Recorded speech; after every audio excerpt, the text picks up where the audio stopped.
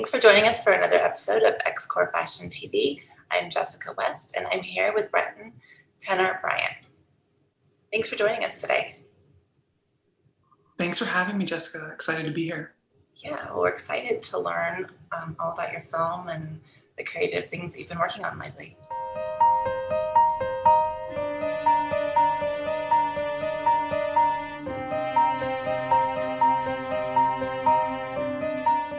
So we watched your film today, and we're really blown away by the piece you created. Tell us a little bit about how you were inspired and a little bit about the storyline. Thank you so much. DELUSIONE is really about dissociation and manipulation, and we have sort of created this really beautiful, rich interior world that the location space reflected as well. And it's all about what can happen in your mind and what you perceive things to be. And I think that's a lot of the reality we live in, for better or worse, is what our perception is of a memory, of something present to come, and then what actually happened is somewhere in between those things. But the inspiration for that particular film is very much based on the location. My creative process often centers around historic locations, and we were really lucky to have the opportunity to film in that space, which is a restored speakeasy in Manhattan that actually is shut down because of the pandemic now. So I feel like we were really lucky to get to shoot when it was sort of open and functioning before the pandemic. But it's this railroad space. So you walk through sort of like you're walking through life, however you perceive it to be, linear or circular, but you get to walk through all these beautiful rooms and you completely transition to a different space, a different identity, a different time, based on the interior design. So it's a really beautiful, creepy, close feeling when you're in the space that allowed us to kind of make this beautiful film there. Yeah, where was the location of the speakeasy? It's in the Upper West Side of Manhattan.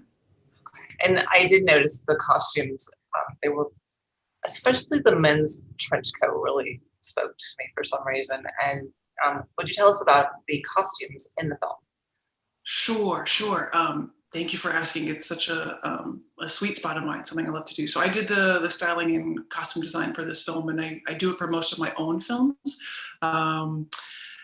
Let's see, for me, like, costume is such like a moment of character development for me. I usually find a garment and then I begin to create a character. I think about who wore that, or where they traveled from, or how they acquired that piece.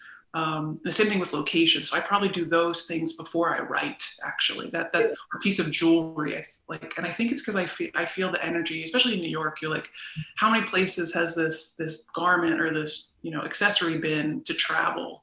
Especially if it's like a vintage piece, it's like probably a lot of people have come in contact with that. So you feel their energy on there too.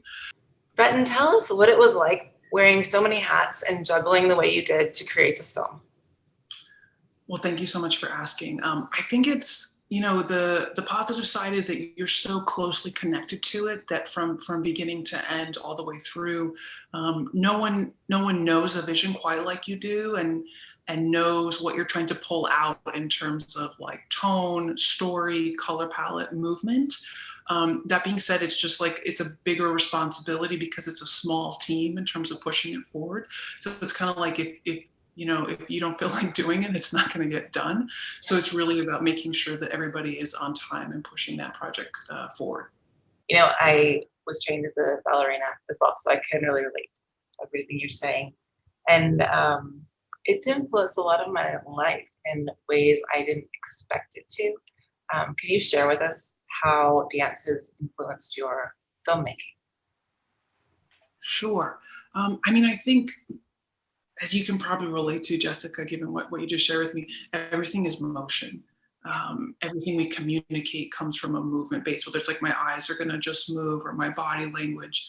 So I think as a filmmaker, I have an innate understanding for organic movement, whether we want something to look really natural or really looking to push things that are way beyond sort of a day-to-day expression. And I love having an understanding of that range. Like, as an actor, you might say something that's really grounded or that's flying, off into another dimension, because I love exaggeration, like John Waters' films. I love that heightened state, and I love the Hayes brothers. I love a lot of their work as well too. So just having that baseline of like what pedestrian movement can look like, and then how I don't want to say, I'll pick another word besides refined, but how cultivated the movement can be, how sort of like polished and pinned it can be. So I think as a filmmaker, there's that piece, but also I think you can relate to this, that the dance is such an energetic practice, and it's not a verbal one for the most part. So, you know, you're taught to read emotion. You're taught to know what's going on without anybody ever having a conversation. And I think that's a magical skill that lends itself so much to filmmaking, especially as a visual medium. Thank you for sharing that with us. We're definitely going to stay in touch with you and follow your journey, where your career leads you. Where's the best place for people to reach out to you or to follow you? You can follow me on Instagram at instagram.com/Breton Tyner-Bryan, and you can find Breton Follies, same place, instagram.com/Breton Follies NY. This is Jessica West for XCorp Fashion TV. Stay tuned.